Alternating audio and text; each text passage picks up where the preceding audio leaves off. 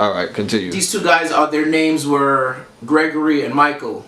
Okay. Yo, when I tell you, like, 90s dance hall experts, man, yo, it's like when they dance, you could see the African heritage in their movements. And that is that is very, very important for the culture, in my opinion. I would watch these guys like dance, man, and I'll be this timid kid, man. You know, like it's like my heart is like beating fast, and I just wanted to like jump out there and like represent. So, what was it about these two gentlemen's style that when they did dancehall, that it was just like, all right, I gotta tap into this now? Man, they were just so free, and it's like it didn't look like they were trying to follow the beat. It looked like they were the beat. Okay, and, so they lived in the music. Yeah, man, and like, and they pulled the people up. Put it this way: if people were having a conversation, they would turn, and they would forget about their conversation. They wouldn't even remember what they were talking about. So I watched these guys for like a while. You know, I did modern dance with these guys, and then I remember one day after performing, you know, like as the modern dance group, there was like a after party, and that Beanie Man went on. Oh na na na na na, oh na na na na na, yo, and Michael and Gregory just jumped into the circle, right? And it's like, how could I describe them? Michael and Gregory were like the Les twins of dancehall. It's like you didn't really see them separated. They were always together, and their routines were not choreographed. They lived in the moment, right? Okay. So they're just like killing it. And on this day, man, yo, like my guardian angel, God, like Casper the Friendly Ghost. I don't know who did it, man, but kind of just like I didn't have control of my body, man. Like some force just pushed me into that circle, into that cipher, and it's like I danced from like such like a deep place that I made them stop. And they watched.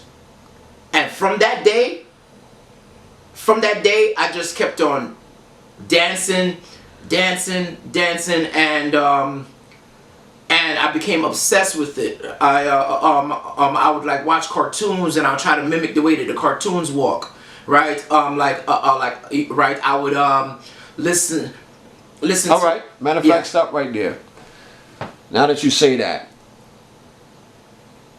at what point in your life, at what point in your dance career, did you stop emulating and wanting to find your identity as a dancer?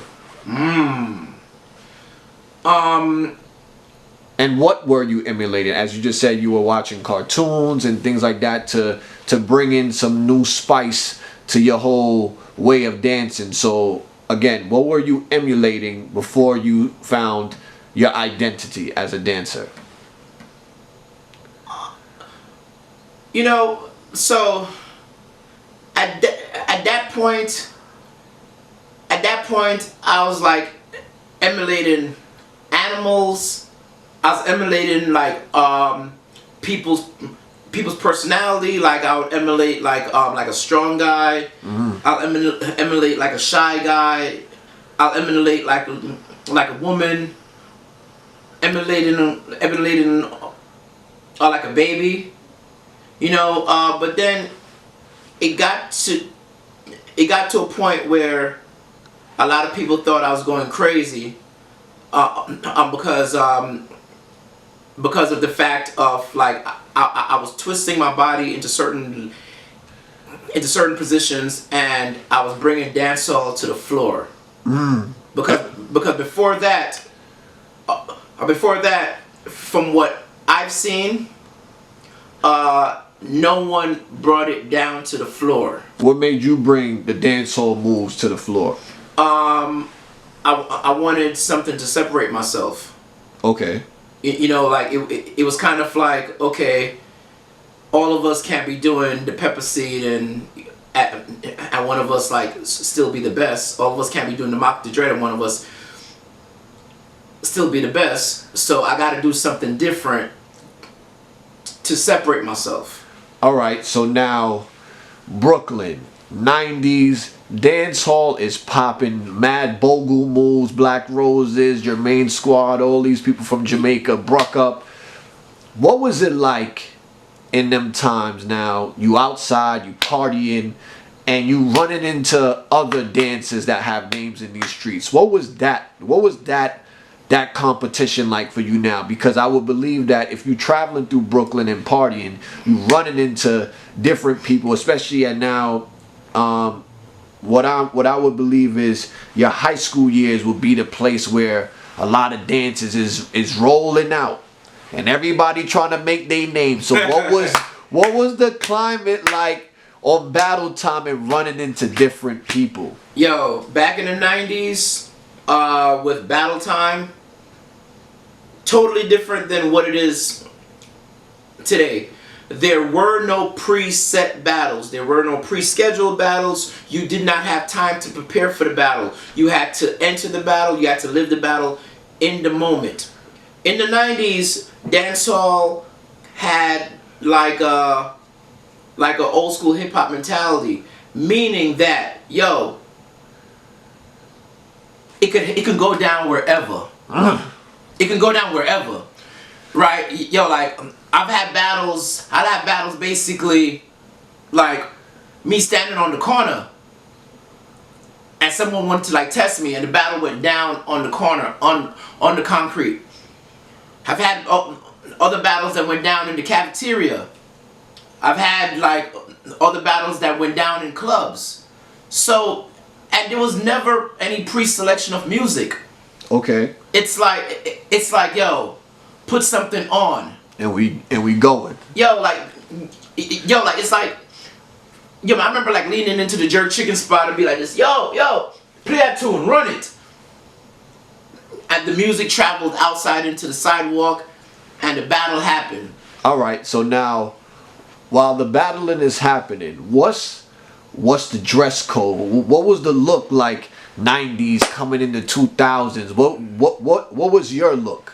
Yo, like, you got on your gazelles and I'm saying, I'm just trying to like, I'm trying to help these people understand like what they possibly miss or remember something they enjoyed. My look, I used to have like a jacket in the back of the jacket. It said Dancehall King Bussout. So right? You made it clear statement. Right, like it basically had an animated picture of my face behind it. In the 90s, I went through mad different hairstyles, like whether it was blonde hair, some people used to call me Cisco, like right, like man, I had like braids, man. I tried the dread thing. Probably the hairstyle that lasted like the longest was when I had a mohawk. Okay. Yeah, and back in those times, I really liked dancing in man, what was the name of those boots again? G-Force and Gore-Tex. Okay. You know, because I felt that those boots, man, like when like laced up the correct way and pulled tight, man, made me feel like I was like one with the earth, man. It's like every single move I did, man, it just felt like solid, and I was able to just like move quick. You know, with all like wearing like sneakers at that time, I didn't really feel like the one with the floor. Like it's almost like my feet felt too soft.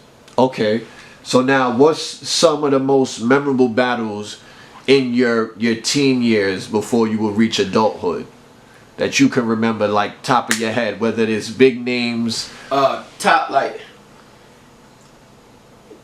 of my head, I remember the most like iconic one in which I feel was a battle at the YMCA, right?